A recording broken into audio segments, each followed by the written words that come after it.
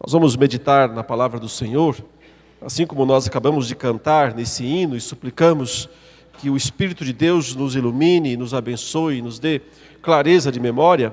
Agora, enquanto vamos ler a palavra do Senhor, continuemos buscando estas coisas de Deus, afinal, só Ele é quem pode, de fato, iluminar as nossas mentes, os nossos corações, para que nós possamos tanto compreender quanto aceitar e então também praticar a palavra do Senhor. Mateus capítulo 5, nós vamos ler os versículos de 9 até o 13, mas vamos meditar apenas nos versos 9 e 10. Quase que nem precisaríamos ler, né? Afinal, esta passagem é tão conhecida de todos nós, é uma oração que todos nós já aprendemos, decoramos, desde muito pequeninos, mas mesmo assim faremos a leitura. Portanto, vós orareis assim: Pai nosso que estás nos céus, santificado seja o teu nome. Venha o teu reino, faça-se a tua vontade, assim na terra como no céu. O pão nosso de cada dia dá-nos hoje, e perdoa-nos as nossas dívidas, assim como nós temos perdoado aos nossos devedores. E não nos deixes cair em tentação, mas livra-nos do mal. Pois teu é o reino, o poder e a glória para sempre. Amém. Já é uma oração que nós acabamos de fazer, né? Nós lemos o texto, mas lemos em espírito de oração e assim, certamente já fomos abençoados por essa oportunidade. Mas nós temos que, nesta manhã, já que estamos expondo esta passagem, meditar nas profundezas de significados que nós encontramos aqui, nessa que é a única oração que Jesus de fato ensinou. Por isso ela ficou conhecida também como a oração do Senhor, né? Ou a oração dominical. Dominical não por causa do domingo, embora as palavras tenham semelhanças, mas porque do latim, dominis é Senhor. Então, por isso, inclusive, domingo significa o dia do Senhor. A oração dominical nada mais quer dizer do que a oração do Senhor, a oração que o Senhor mesmo nos ensinou. Desde a semana passada, nós estamos meditando aqui nesse capítulo 6 de Mateus, e dizendo que aqui o Senhor Jesus está nos ensinando lições práticas de piedade. O que significa uma vida piedosa, de acordo com o Senhor Jesus, o que Jesus entende por ser uma vida piedosa. É preciso lembrar que lá no capítulo 5, onde ele começou o que é o Sermão do Monte, assim que nós chamamos os capítulos 5, 6 e 7 de Mateus, o Sermão do Monte, porque foi no monte. Jesus foi até um monte, se assentou lá no alto, diferentemente de nós hoje em dia, né? Hoje em dia nós, quando estamos expondo, quando estamos pregando, quando estamos dando aula, por assim dizer, né, o pregador fica em pé. Eu estou em pé aqui e vocês estão todos aí sentadinhos numa boa, né? Naqueles dias era diferente. O pregador sentava e a multidão que ficasse em pé. Mas era diferente a postura. Jesus fala que ele se assentou e então passou a ensinar aos discípulos dizendo: essa posição de assentar-se é que naqueles dias comunicava autoridade. Hoje não, né? Os costumes e as épocas mudam nesse sentido. O que não muda sempre é a palavra do Senhor e aquilo que nós podemos aprender dela. Mas é importante lembrar que Jesus estava, naquele momento, criando confusão entre as pessoas. Por que criando confusão?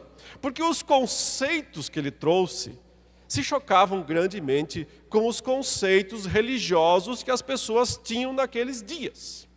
E vejam, se hoje também, vez ou outra, nós nos chocamos com o que nós lemos e entendemos aqui, então não devemos nos assustar com isso. Porque, de fato, o que Jesus ensina não se encaixa muito bem com o que nós normalmente cremos, acreditamos como sendo a verdade, como sendo a verdadeira prática piedosa.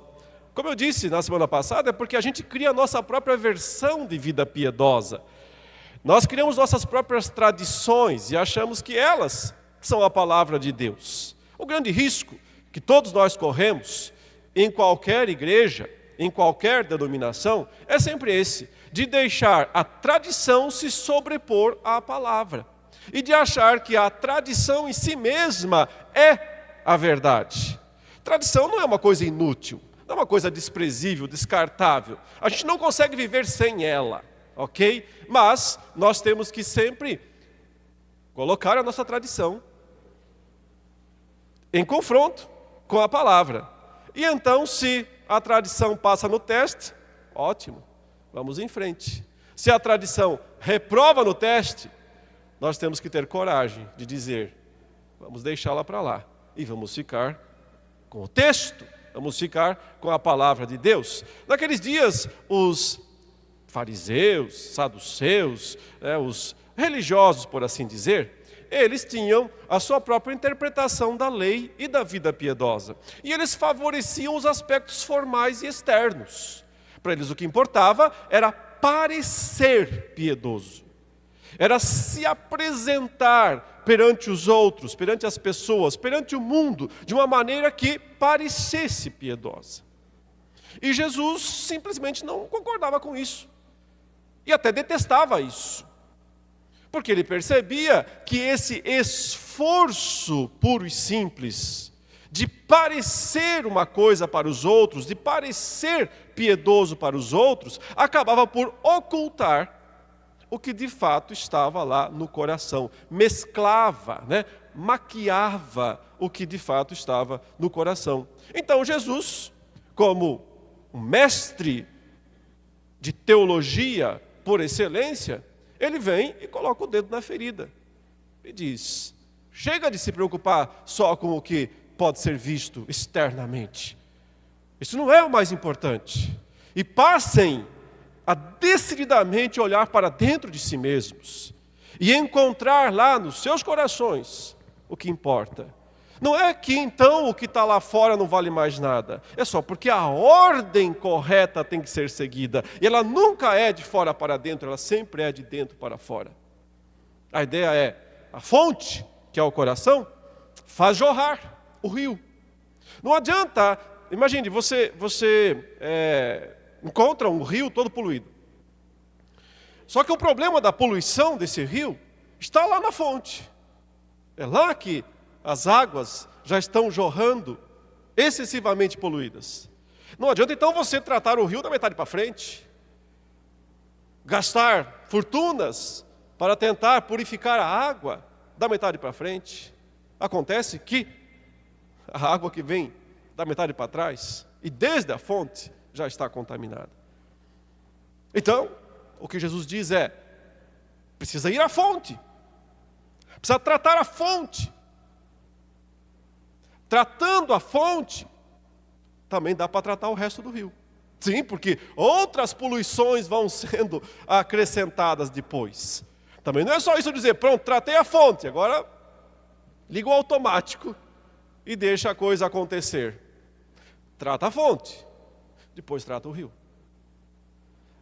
A ideia parece ser então, o coração tem que experimentar regeneração. E então, a vida passa a experimentar santificação. Purifica a fonte, purifica o rio. Falando disso, então o Senhor Jesus passa a dizer, é assim que nós temos que agir quando nós prioritariamente formos ajudar os outros. E eu disse aqui semana passada, quem quiser pode ver, a mensagem está gravada, Surpreende um pouco Jesus começar com essa história de ajudar o próximo. Porque nós, hoje em dia, temos uma certa dificuldade com isso. A gente já viu tanta gente ensinando coisa errada a esse respeito. E centralizando a eclesiologia, a igreja, o viver, a fé, em cima de faz o bem para o próximo, como se isso fosse suficiente. E por isso a gente se retrai normalmente, quando a gente ouve isso. Tantas teologias, teologia da libertação, teologia da missão integral, teologia não sei do que privilegia esses aspectos apenas de faça o bem a quem precisa. Mas se esquecem, às vezes, do problema da fonte. O fato é que não dá para apenas fazer o bem a quem precisa, se a fonte continua corrupta, continua maculada, continua manchada. Mas se purificou a fonte, então é possível, dali para frente também, purificar o rio. E por isso o Senhor começa dizendo: cuide de quem está perto de você, cuide do seu irmão, preocupe-se com ele, ajude-o. E isso é vida piedosa. Mas como não podia deixar de ser, ele passa a falar sobre oração, então, em segundo lugar, no segundo momento. E então ele destaca duas coisas importantes sobre oração, que é justamente como não deve ser feito, primeiramente. Dois modelos errados de oração. O primeiro modelo é, mais uma vez, aquele que quer chamar a atenção para si mesmo. Aquele em que a pessoa está mais preocupada com os outros do que com Deus. Por isso Jesus disse: o jeito correto de orar é sempre entrar no quarto secreto. Mas isso não quer dizer que a oração pública seja proibida. Nós temos exemplos bíblicos de oração pública e orientação bíblica para fazer oração pública. Então entendam que Jesus não está falando necessariamente do lugar físico em si, mas da disposição do coração. É sempre essa a questão. A fonte. Como está a fonte? A disposição do coração. Sempre que alguém fala com Deus, ele tem que estar no quarto secreto. Mesmo que esteja no meio de uma multidão. Mesmo que esteja entre 2, 3 pessoas, não importa. É a consciência dele de que, diante do Senhor, ele precisa demonstrar sinceridade. E a verdadeira intimidade, que não é abusiva, que é respeitosa. Ao demonstrar essa verdadeira intimidade, ele está assim, agradando ao Senhor. E em segundo, Jesus disse, olha, e nada de oração muito comprida. E nada de oração muito repetitiva. E nada de ficar achando que porque você fala muito, você vai convencer a Deus a atender o seu pedido. E Jesus diz, porque o seu Pai sabe todas as coisas, ele não precisa ser informado de nada. Mas com isso ele não proibiu que a gente insista também em dados momentos em oração. Nós temos exemplos bíblicos nos dizendo que podemos insistir. Mas há limites. O apóstolo Paulo disse, sabe aquele espinho na carne? Pois é. 3 vezes eu pedi ao Senhor, para que o Senhor tirasse de mim. Isso é uma insistência. Claro, ele não falou 25 vezes, 50 vezes, 3. Talvez esse 3 aí, denote já uma insistência moderada, não uma insistência abusiva. Contudo, também pode significar que o apóstolo Paulo esperou a resposta de Deus. E como a resposta foi não, ele disse, ok. É preciso, irmãos, é preciso ter muita fé para obter um sim de Deus, não é verdade? Jesus disse, se você tiver fé, e se você pedir, o Senhor vai conceder. Sim, é preciso ter fé para obter um sim de Deus. Mas deixa eu dizer uma coisa, é preciso ter mais fé ainda para aceitar um não. Quando o Senhor diz, não. Tira esse espinho. Não. Por favor, Deus, tire esse espinho. Não.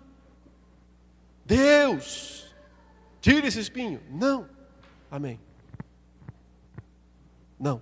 Eu aceito o não da parte de Deus.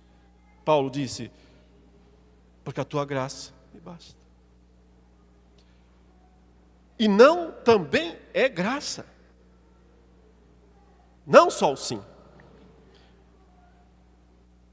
Porque só o Senhor sabe qual é o papel do não dele nas nossas vidas. Só Ele sabe qual é o bem último e final que Ele obterá em nós. Paulo entendeu. Ele disse, é que quando eu sou fraco, então é que eu sou forte. Por isso esse não de Deus aqui significa para mim que eu terei mais oportunidades de ser humilde e de demonstrar a minha total e completa dependência e confiança em Deus. É preciso ter fé tanto para obter um sim, quanto para obter um não da parte de Deus. Nós podemos insistir em oração até o ponto em que Deus diz não. A partir desse momento, insistência é teimosia. A partir desse momento, insistência é rebeldia. E é descontentamento com o que Deus já providenciou. Como é que eu sei quando Deus diz não? Não tem fórmula mágica. Não tem resposta pronta. Paulo entendeu. Cada um de nós também precisará entender isso à luz do que a Escritura ensina como um todo, mas também da nossa própria experiência naquele momento com Deus. O fato é que o Senhor disse, o seu coração tem que estar preparado quando você vai falar com o seu Deus. Você não pode se preocupar menos com Ele do que com os outros. E você não pode também se esquecer de quem Ele é. Você não está falando com um desinformado. Você não está falando com alguém que não está preocupado com a sua vida. Você está falando com alguém que está preocupado com a sua vida. Você não está falando com alguém que está viajando distante. E por isso você tem que dar a ele detalhes precisos da sua situação para que ele possa fazer alguma coisa. Você está falando com quem cuida de você, ama você e está com você o tempo todo. Então, com esta consciência é que você vai saber até onde você pode insistir ou não com Ele. O fato é que o Senhor então diz, mas quer saber como é que se ora mesmo? Então eu vou ensinar a vocês uma oração. E é interessante que nós temos aqui, né, o verso 9 falando assim, portanto vós orareis assim. E aí então ele faz aí, né, ensina a oração dele. Será que isso quer dizer que o Senhor deseja que a gente repita essa oração incansavelmente? Que a gente use aqueles instrumentos que alguns usam, alguns religiosos, né, com bolinhas, para fazer inúmeras vezes essas repetições de oração? Isso é um bom exemplo de vã repetição. Que graça tem para o Senhor ver alguém contando bolinhas e repetindo incansavelmente 3, 4 tipos de oração decorada. Isso mostra qualquer tipo de relacionamento com Deus. Ou tem a ideia de que Deus é alguém meio sem sentimentos, sem emoções, que gosta de ficar ouvindo alguém repetir incansavelmente uma coisa sem sentido. Deus quer conversa. Deus quer conversa e conversa boa. Ou você gostaria que seu filho viesse até você para fazer um pedido e começasse a recitar bolinhas de oração, esperando que assim te convencesse a fazer alguma coisa por ele? Você ia dizer, filho, fala o que você quer logo. Desembucha. Fala o que você quer. A única coisa que Deus não quer é que a gente fique enrolando quando vai falar com Ele. Deus quer franqueza. Deus quer conversa direta. A maioria das orações da Escritura são curtas, a maioria. Mas tem algumas longas também. Deus não proíbe orações longas. Mas é verdade que a maioria são curtas. Aliás, o sábio de Israel disse, sejam poucas as tuas palavras diante do Senhor. Sabe por quê? Porque é aquela questão de, quando a gente fala menos chance de falar bobagem. É dito que, né, o tolo passa por sábio quando fica quieto. Quieto é um poeta. Falando, revela o que não devia. Então, falar demais, quando a pessoa chega e acha que tem que falar muito com Deus, ela já está revelando uma certa presunção com isso. Não é preciso orações muito longas, exceto em alguns momentos da vida. Por exemplo, Daniel fez uma longa oração ao Senhor, naquele momento em que eles estavam ali, no final do exílio babilônico, sofrendo mesmo com toda aquela opressão dos inimigos, e ao mesmo tempo ansiando pela libertação que estava prometida por Deus, mas parecia que estava demorando. Então Daniel faz aquela longa e belíssima, talvez a mais bela oração já feita na Velha Aliança, no Antigo Testamento. Há espaço para orações longas e há espaço para orações curtas. Sempre nós temos que ver e reagir conforme o que realmente o nosso coração regenerado está querendo demonstrar para o Senhor. Quando ele diz, vós orareis assim, portanto, não quer dizer que o que vem em sequência é uma oração para ser dita decoradamente. Mas também não é proibido fazer isso. É possível sim fazer essa oração. Vamos levantar aqui, vamos todos recitar juntos a oração dominical. Algum problema? Nenhum. Pode ser feito. Sem nenhum problema. Desde que não vire mais um ritual e mais uma vã repetição. Contudo, o Senhor, na verdade, não queria exatamente isso. O que Ele queria é dar um modelo. Vocês não sabem como orar? Os discípulos não sabiam. Fizeram esse pedido. Ensina-nos a orar. Ok. Quando vocês orarem, orem assim. E agora, meus irmãos, quando nós vamos entrar mesmo aqui na oração, nós temos que observar com muitos detalhes. Nossos olhos precisam se fixar realmente nas palavras de Jesus, para a gente poder entender a grandeza. E é grande mesmo, aquilo que o Senhor nos ensinou. Vejam que a primeira declaração, assim, só para uma questão de estrutura, a oração que Jesus ensinou, ele tem uma invocação, uma primeira frase de invocação, que é essa, Pai nosso que estás nos céus. Aqui ainda não é nenhum pedido, aqui só é um bom dia, boa tarde, como é que está? Alguma coisa assim, está fazendo uma saudação a Deus, está se dirigindo a Deus. Depois então vem os pedidos, aparentemente são 6, talvez 7.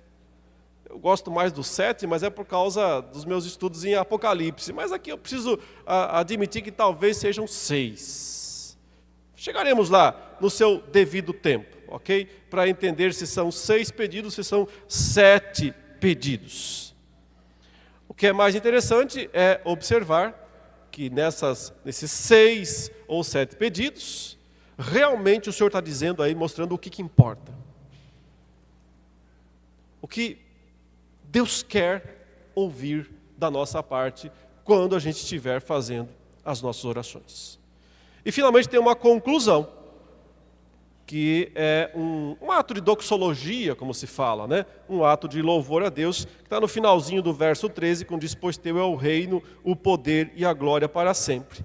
E o amém. Aqui, entre colchetes, como vocês podem perceber, quando expor isso, eu vou tentar trazer um entendimento do porquê que essa parte final aqui está aí, na nossa versão entre colchetes. Hoje só os versículos 9 e 10, ou seja, nesse momento, só os versículos 9 e 10. Comecemos então com essa primeira declaração. Pai nosso que estás nos céus. Não era tão comum que os judeus se dirigissem a Deus desta maneira. Os judeus, às vezes, eles usavam a palavra, expressões chamando Deus de Pai. Mas não era muito comum, porque os judeus tinham, com o tempo, criado uma concepção de Deus como um Deus severo, como um Deus até certo ponto perigoso, que se aproximar dele demais poderia ser perigoso. E de fato nós temos passagens bíblicas mostrando isso, Pecadores que se aproximam de uma maneira um pouco estabanada de Deus não se deram bem. Acabaram por sendo vítimas da própria ira, da própria santidade de Deus. Vejam que os próprios judeus, eles tinham conhecimento antigamente do nome pelo qual Deus se revelou. Eu já vou falar sobre essa questão, porque está no primeiro pedido, né? Ele menciona justamente o nome de Deus. Mas com o tempo, eles perderam a própria pronúncia deste nome, tão preocupados que estavam em manter a santidade do nome de Deus, acabaram por esquecer a própria pronúncia do nome de Deus. O que mostra este medo, essa sensação de, bom, vamos manter uma certa distância, porque Deus é perigoso. Vejam que a própria estrutura do templo, se mal interpretada, se mal compreendida, poderia também causar essa sensação. Se fala da divisão dos compartimentos, então o Santo dos Santos, o Santo Lugar, os átrios externos, todo mundo sabia que não dava para ir lá, né, no lugar mais interior. Somente o sumo sacerdote, sequer os sacerdotes podiam acessar a região íntima, o Santo dos Santos, onde estava a Arca da Aliança, as tábuas da lei, antigamente, depois se perdeu depois do exílio, mas havia lá os instrumentos que depois foram perdidos, mas ainda, mesmo nos dias de Cristo, ninguém sabe exatamente o que tinha lá dentro, né, porque Herodes reconstruiu o templo como modo de agradar os judeus e tentar se estabelecer como rei, não sendo ele um judeu. O fato é que mesmo assim ninguém entrava lá naquele lugar. Dava-se a ideia de que é perigoso, é arriscado. Até aquela lenda havia de que o sumo sacerdote só entrava até o Santo dos Santos com uma corda, né, na cintura, porque se ele tivesse pecado, e comparecendo, ele ia ser vitimado pela ira de Deus e cairia morto ali. E aí o que acontecia? Ninguém ia poder resgatar. Pensou o sujeito morrer dentro do Santo dos Santos? Ninguém ia poder entrar lá para tirar o corpo, porque se entrasse morria também. Então o cara entrava com uma corda. Isso é uma lenda, não tem informação de que é verdade, que isso realmente acontecia, mas sugere, né? É uma lenda que sugere o próprio temor que se tinha sobre Deus. E, no entanto, aqui, Jesus, depois de parecer bastante radical no modo como ele interpretou a lei e a própria oração, agora, no ato de ensinar a oração, ele diz, falem assim, Pai Nosso. Pai Nosso. Esse nosso é interessante, porque, tecnicamente, irmãos, nenhum homem é filho de Deus. Você vai dizer, como assim? Não, né? Todos somos. Não é bem assim. Tecnicamente, nós fomos criados por Deus, fomos feitos à sua imagem e semelhança, sim, mas nós não somos filhos naturais de Deus. Porque Deus só tem um filho, que não à toa é chamado de unigênito. Não é assim que João chama Jesus Cristo? O unigênito Filho de Deus. O que é unigênito? Único gerado. Então, se só tem um, nós não somos. Ou algum de nós também é unigênito? Não, só Jesus Cristo é. Só o Filho eterno de Deus, tecnicamente, é Filho de Deus. Mas lembrem-se, sim, o próprio João disse no seu Evangelho, no capítulo 1, versículo 12, mas a todos quantos receberam esse aí, o unigênito Filho de Deus, deu-lhes o poder de serem feitos filhos de Deus. Nós só podemos ser chamados de filhos de Deus por causa do unigênito Filho de Deus que veio ao mundo para nos salvar. Nós, o tendo recebido, fomos colocados aí na família. Mas o termo bíblico utilizado para descrever a nossa inserção, o nosso ingresso na família é adotados. adotados. Ainda que a gente ensine, creia e pratique a ideia de que um filho adotado é um filho igual aos outros, mas não é. Entendamos, não é gerado. Quando um casal adota um filho, cria como filho, com todos os direitos e privilégios, mas não gerou aquele filho. Do mesmo modo, só há um filho gerado por Deus. E esse filho é o Filho, o unigênito, o Senhor Jesus Cristo. É esse mesmo que falou: orem assim, Pai Nosso. O que ele está dizendo? Eu vou dar o Pai para vocês também. É meu, é só meu, mas estou aqui para que seja também de todos vocês. Vou compartilhar o estado mais precioso que pode existir: filiação. Podem orar assim. Eu estou deixando. É o meu Pai, mas eu estou compartilhando o meu Pai com vocês. Pai Nosso. Começou bem. Começou extremamente bem. Porque já está mostrando nessa declaração qual é o privilégio imenso, indescritível, que o Senhor concedeu a nós, seu povo, de sermos chamados filhos de Deus, ainda que adotados. Éramos estrangeiros, éramos inimigos, mas agora fomos colocados na família da Trindade.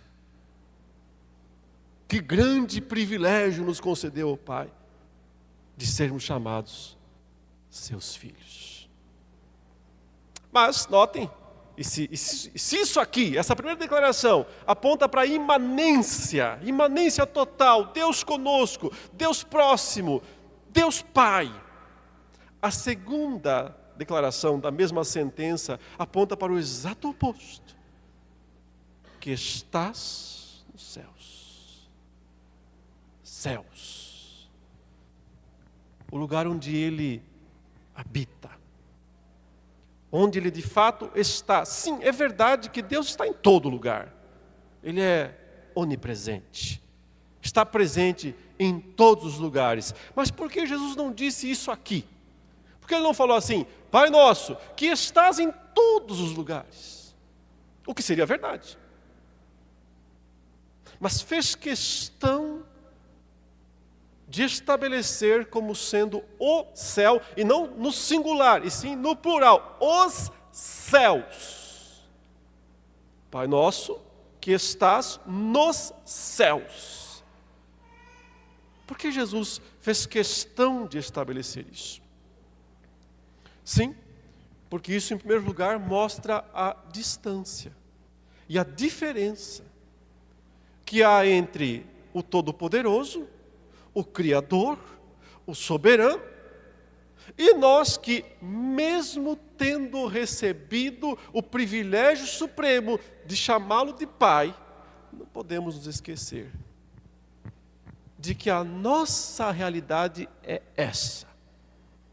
Desse mundo caído, corrupto, depravado, mau. Mas a realidade de Deus são os céus. E quando diz os céus, é porque são muitos mesmo. Alguns acham que são 3, outros acham que são 7, outros acham que são 9, nós não sabemos. Paulo um dia disse que ele teve uma visão e foi levado ao 3º céu. Note, eu nem sabia que tinha um segundo, e Paulo foi até o 3º. O 3º céu. O que isso significa? O que nós sabemos disso? Nada. Qualquer coisa que a gente tentar especular a respeito disso, será exatamente isso, especulação. O que nós só podemos dizer é que é grande. Extremamente grande. Esse Deus que enche os céus. Um dia Davi falou: Senhor, eu quero fazer uma casa para o Senhor, porque eu tenho uma boa casa. E o Senhor tem uma casa bem ruim aqui nesse mundo, porque o Senhor mora num tabernáculo, uma tenda. Onde é que já se viu? O Senhor mora numa tenda. Eu numa casa luxuosa. Não está certo isso não, Deus. Vou fazer uma casa para o Senhor, boa, grande, gigante. Aí Deus fala: você, uma casa para mim. Legal. Como vai ser essa casa? Então, vai ser assim, vai ser grande, ok? Mas Davi, está esquecendo uma coisa. Eu encho os céus, eu encho a terra. Que casa você vai fazer para mim? Vai ficar pequena. A sua kitnet não vai comportar as minhas coisas. Mas faz mesmo assim. Porque eu quero morar com vocês. Eu quero morar no meio de vocês. Então, minhas coisas não vão caber, mas eu vou me acertar, vou me adequar ali no meio de vocês. Faz o templo. Não você só vai coletar o material, seu filho vai fazer. O seu filho vai fazer uma casa para mim. Quando Jesus fala assim, e ele é o filho, tá? Encurtando a longa história. Pai nosso que está nos céus. Ele está dizendo hoje, e hoje é até agora ainda, a realidade onde Deus habita plenamente são os céus incontáveis, imensos, cheios de criaturas que nós sequer ouvimos falar. Milhões de milhões e miríades de miríades.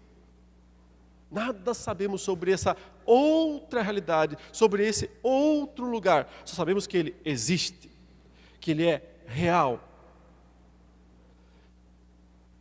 e que é a nossa esperança. Um dia, meus irmãos, esses céus virão à terra. Um dia, esses céus abocanharão a nossa terra. Quando existir um novo céu e uma nova terra. Não mais dois lugares separados, distintos, mas um lugar só, de plena e perfeita paz e comunhão. Quando Jesus diz, Pai nosso, que estás nos céus, também Ele está dizendo que nós, como seus filhos, não pertencemos a esta terra. Somos cidadãos de lá. Porque qual é a nossa casa? Os céus. Então, toda concepção inicial que Jesus quer que nós aprendamos da oração é de saber que o que importa hoje é o céu e não a terra. Porque nós não somos da terra, nós somos dos céus. E está começando, já faz tempo, um movimento de trazer o céu para a terra. Quando Davi recebeu a incumbência de juntar o material para Salomão fazer o templo, eram os céus vindo à terra. Ainda só num pequeno instrumento. Os céus desceram à terra para valer quando o Verbo se fez carne e habitou entre nós. Nunca os céus foram tão vistos na terra como quando Jesus Cristo se fez homem e habitou entre nós. Se você quer saber, as próximas 3 petições aqui são só para isso. para que os céus venham à terra, para que os céus se estabeleçam na terra, para que os céus abocanhem a terra e livrem a terra de toda a sua corrupção, de toda a sua maldade. Esse processo está em andamento exatamente agora. E se concluirá, como diz Apocalipse 21, vi novo céu e nova terra. Então agora prestemos atenção aos pedidos. Veja o primeiro. Santificado seja o teu nome. Mas qual é o segundo? Venha o teu reino. E o terceiro?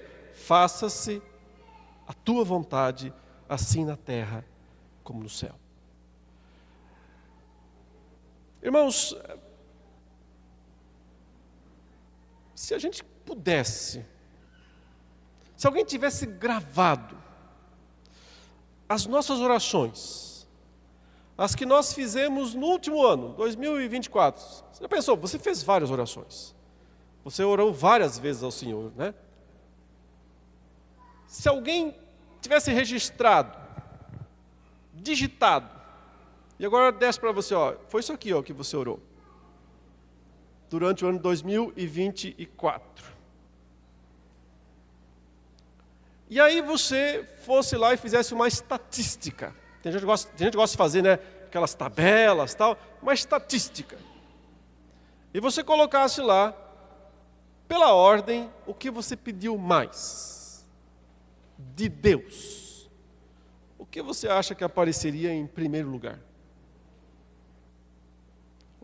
O que você mais pediu de Deus durante o ano de 2024? Ou a gente poderia fazer uma outra experiência também. A gente poderia pegar, assim, mas sem avisar, né? Que agora não ia funcionar.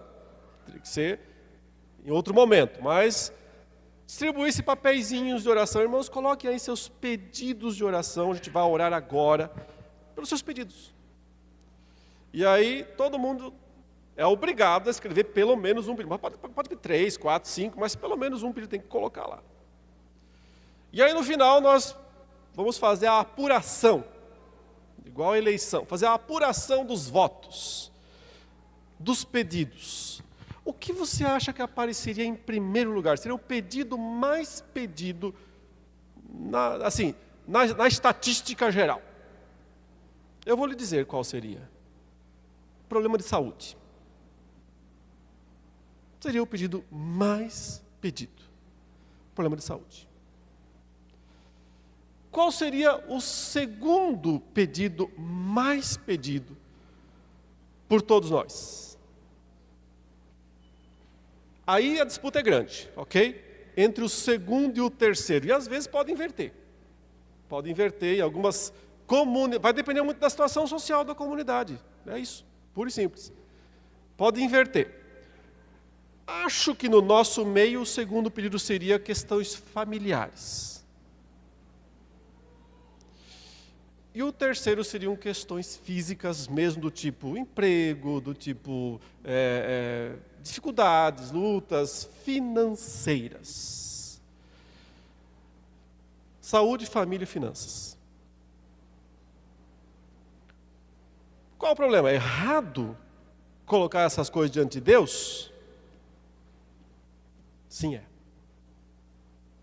Se isso for prioridade. Se isso for a coisa mais importante. Porque nós lemos a liturgia, Jesus nos ensinando. Ele disse, não andeis ansiosos pela vossa vida quanto ao que haveis de comer ou beber. Nem quanto ao que haveis de vestir.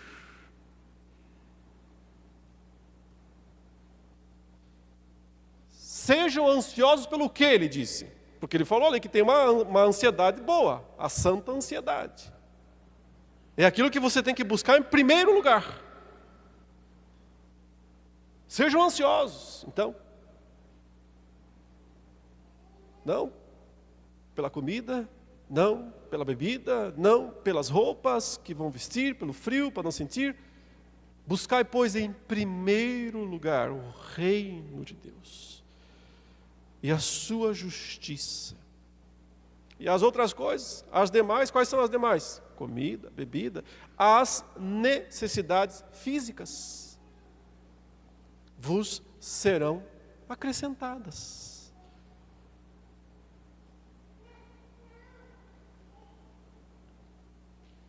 Quantas vezes eu e você, em 2024, pedimos para Deus, Pai, faz o teu nome ser glorificado na terra. Quantas vezes nós pedimos, Pai, esse mundo não dá mais. Já deu o que tinha que dar. Transforma tudo. Venha o teu reino. Mude toda essa realidade de corrupção, de sofrimento, de injustiças. Não é isso que Jesus falou? Buscar em primeiro lugar o reino e a justiça. Pai, faz a tua vontade prevalecer nesse mundo.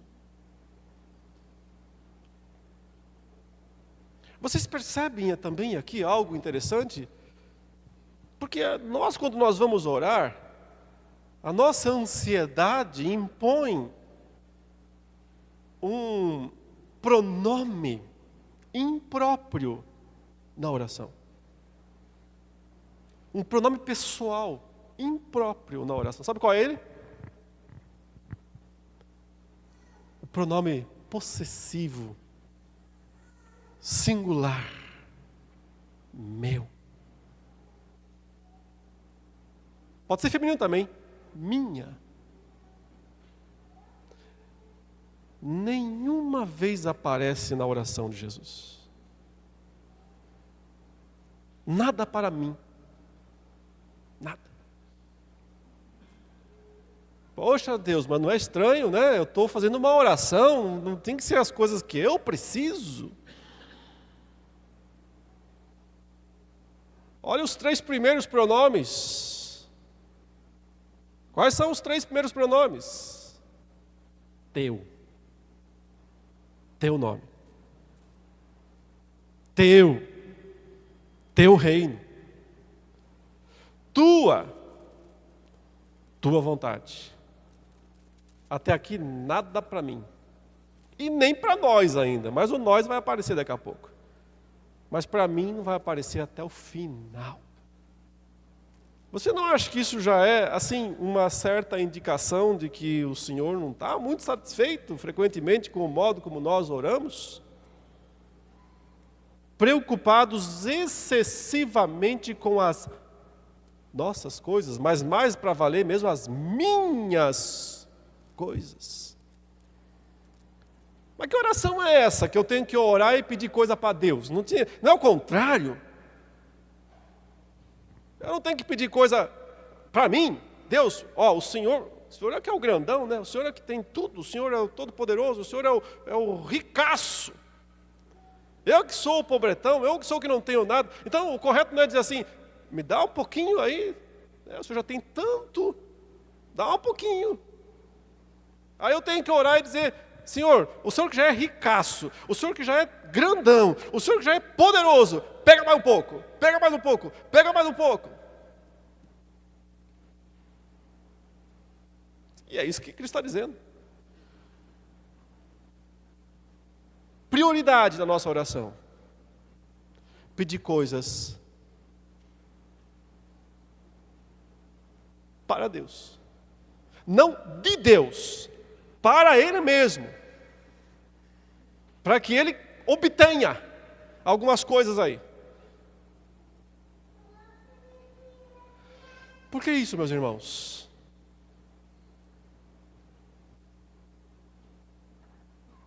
Porque nós somos servos. Servos estão a serviço de algo maior. Eles não estão a serviço de si mesmos. Estão a serviço de algo maior. Você já viu aquela pessoa que dá tudo pela empresa? Faz tudo pela empresa? Sim, às vezes chega até a ser irritante, né? Às vezes até passa do ponto, erra, porque, claro, não cuida da família, não tem lazer, só trabalha. Dia e noite, ele faz tudo pela empresa, ele é a empresa, o coração dele é a empresa. Geralmente essas pessoas acabam também prosperando, né? Nos seus negócios, nos seus...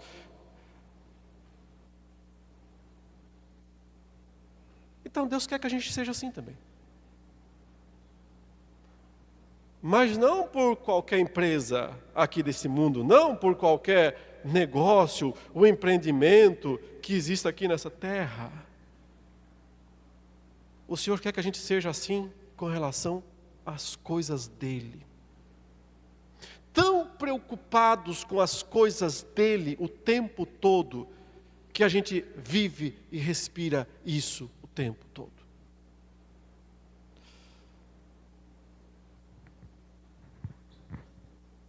E estamos sempre buscando que o nome dele seja santificado. Veja, quando fala o nome ser santificado, não é só, eu falei agora no começo, sobre a preocupação que os judeus tinham com relação ao nome de Deus. Isso vem por causa do terceiro mandamento, né? Não tomarás o nome do Senhor teu Deus em vão. Por causa dessa expressão, não tomarás o nome do Senhor teu Deus em vão, os judeus, ao longo dos séculos, especialmente do século 3 a.C. para frente, eles deixaram de usar um nome que Deus usou no Antigo Testamento, que é conhecido como o tetragrama. O que é o tetragrama? São aquelas 4 consoantes, não tem vogais, 4 consoantes hebraicas, que ninguém sabe pronunciar. E por que ninguém sabe pronunciar? Porque desde o século 3 a.C., os judeus, para evitar de pronunciar esse nome, eles passaram a usar vogais de outros títulos de Deus naquela palavra. Por exemplo, passaram a usar as vogais do nome, do título Adonai. Adonai significa Senhor, né? Então você tem as vogais Adonai, por exemplo, o O, o A, o I, né? Em português, estamos aportuguesando a coisa apenas por compreensão. Eles tiraram as vogais de Adonai e colocaram lá no tetragrama. Ou às vezes de Elohim também.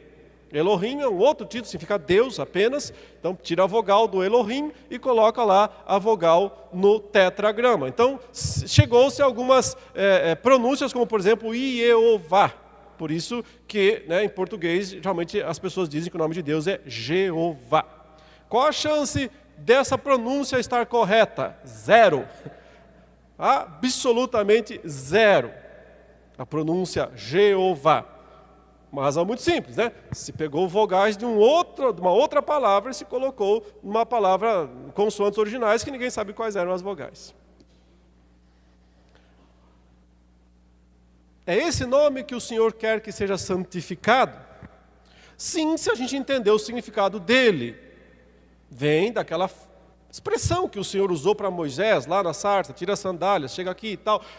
Como é o teu nome, Deus? Eu sou o que sou. Esse é meu nome eternamente. O grande eu sou, disse Jesus. E é curioso, Jesus usou várias vezes, né? Eu sou a luz do mundo, eu sou o pão da vida, eu sou a ressurreição e a vida, eu sou o bom pastor, eu sou a porta. Tantas vezes usou essa expressão, eu sou.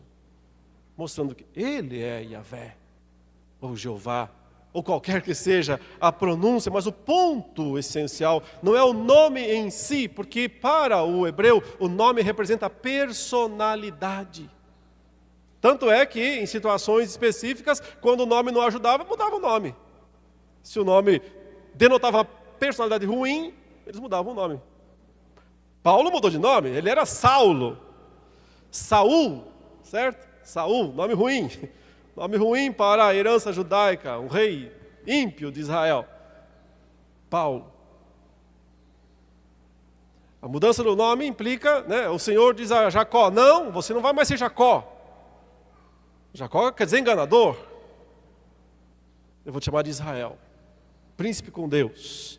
Deus muda o nome também de Jacó, porque nome representa personalidade, a vida como um todo. Quando o Senhor pede que nós peçamos para Deus, Pai, que o teu nome seja santificado. O que ele quer com isso é que a pessoa de Deus como um todo seja honrada, seja respeitada, receba o devido louvor. Os serafins diante do trono, eles dizem o quê?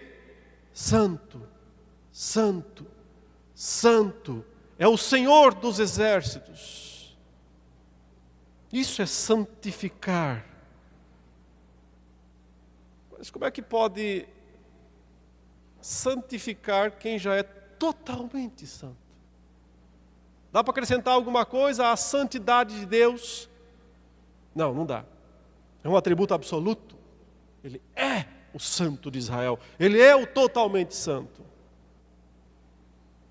Então tem a ver com o reconhecimento que deve ser dado a isso por parte dos homens. Nenhuma preocupação deveria ser maior na nossa vida do que essa.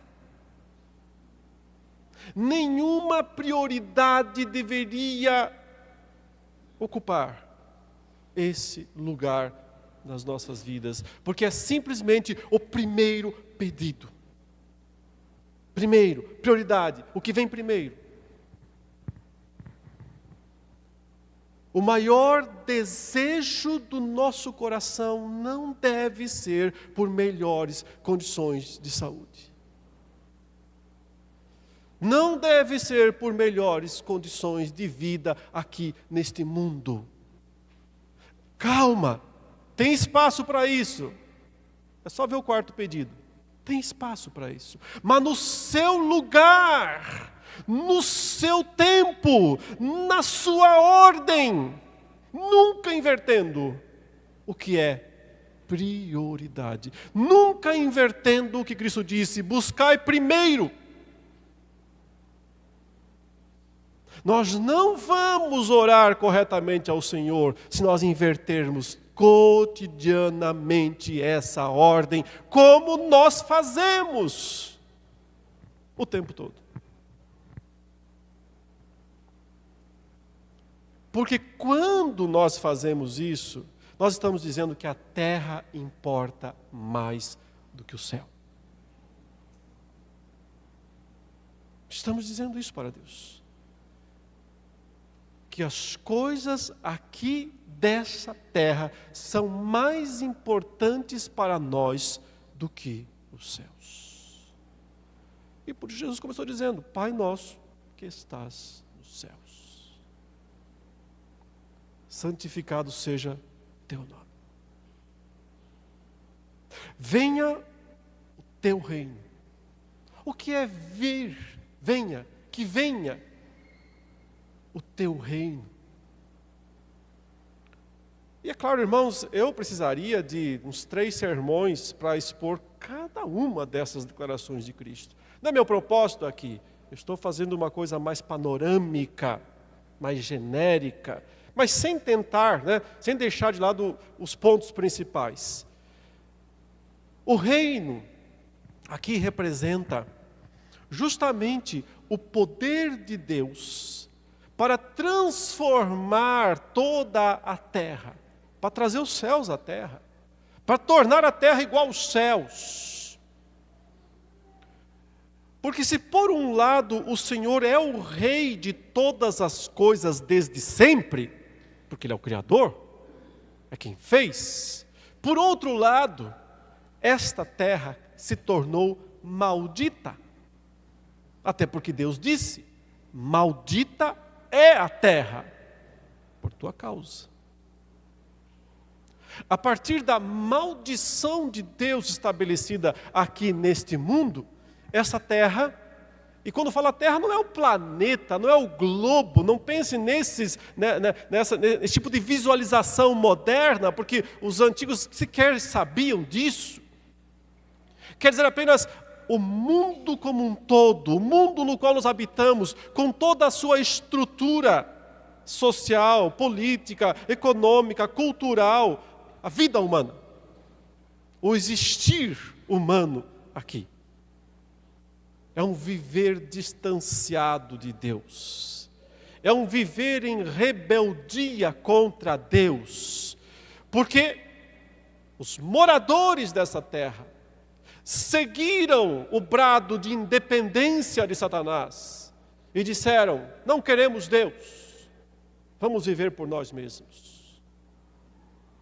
Vamos construir nossos próprios projetos e fazer nossas próprias realizações e nos satisfazermos com essas coisas. Rebeldia. Quando o Senhor então vem estabelecer seu reino, quer dizer que Ele vem para reverter esse estado decaído de coisas. Ao longo de toda a revelação bíblica, o Senhor está fazendo isso. Mas nunca Ele fez mais e melhor isso do que quando o Verbo se fez carne, habitou entre nós e foi até a cruz e morreu pelos pecados e ressuscitou e então inaugurou o reino. O reino em expansão.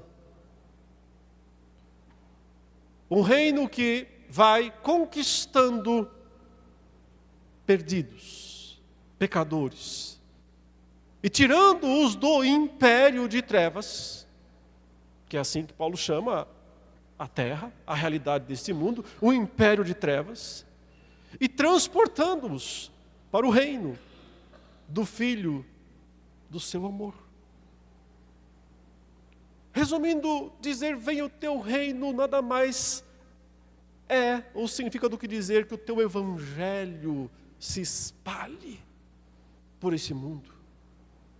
Que a grande pregação do evangelho, que não é só um anúncio, mas é também a realização efetiva de salvação e transformação, avance.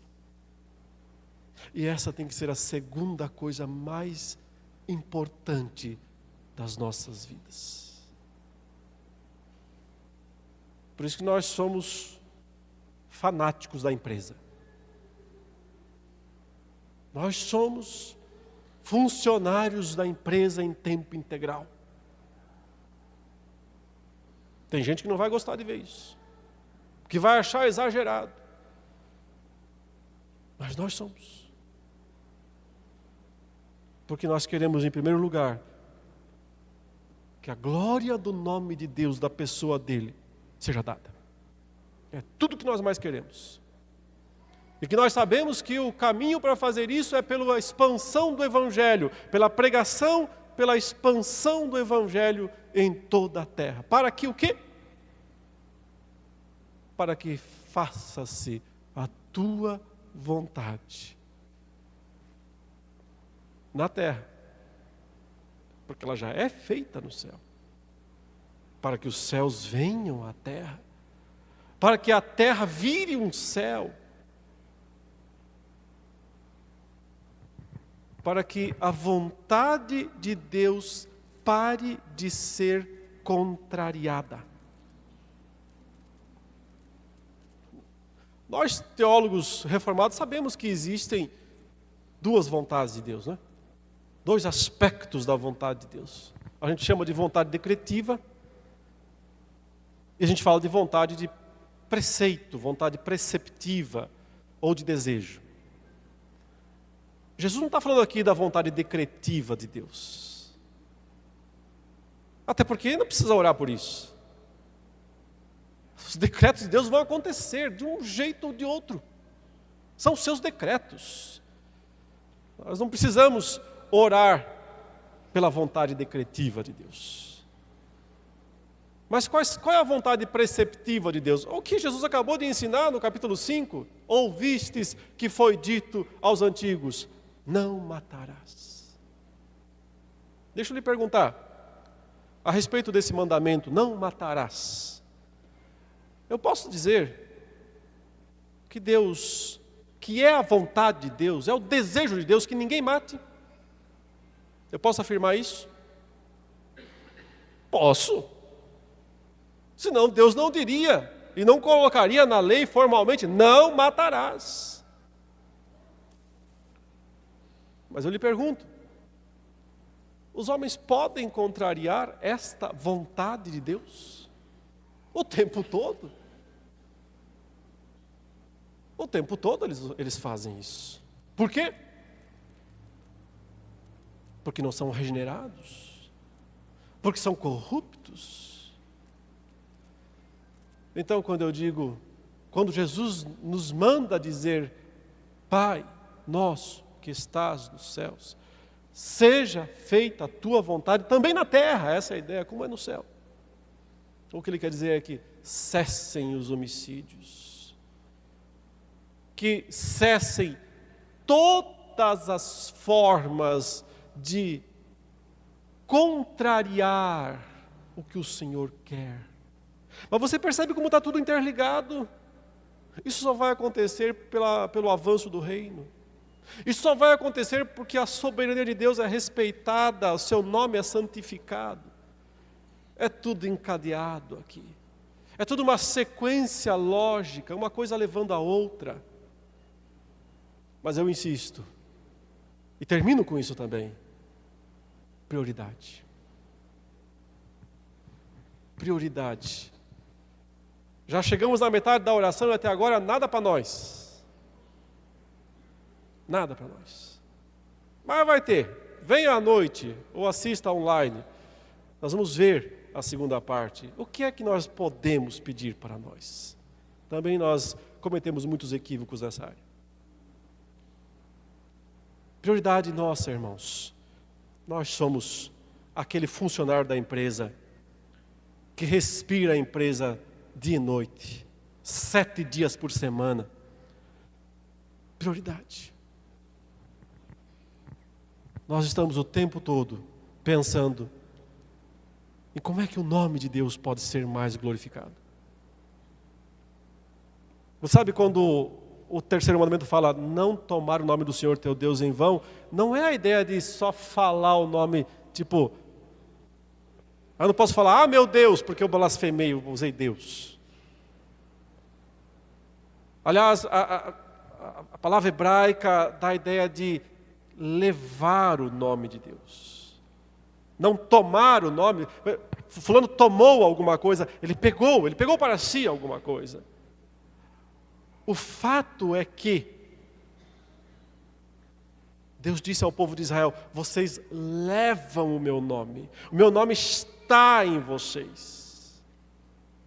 Não façam isso de forma vã. Como foi o nosso batismo? O que é que o ministro do Evangelho disse no exato momento em que nos batizou? Eu te batizo em nome do Pai, do Filho, do Espírito Santo. Esse nome agora está em nós. É nossa marca de identificação.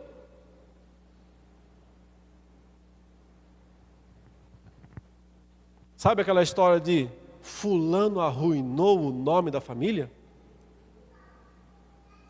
Não é diferente. Nós carregamos o nome do Pai, do Filho e do Espírito Santo. E é através também disso que nós agimos para que o nome de Deus seja santificado.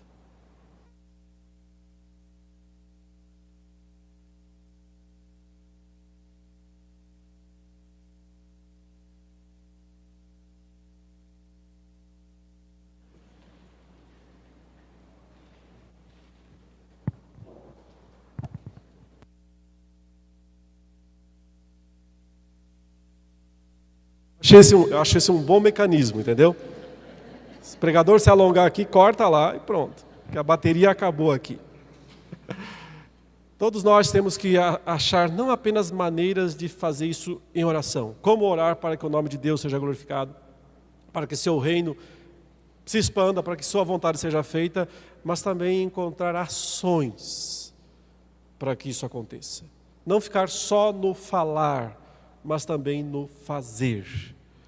Mas tudo começa no coração. Que Deus abençoe. Vamos passar a Santa Ceia antes que esse microfone aqui também acabe.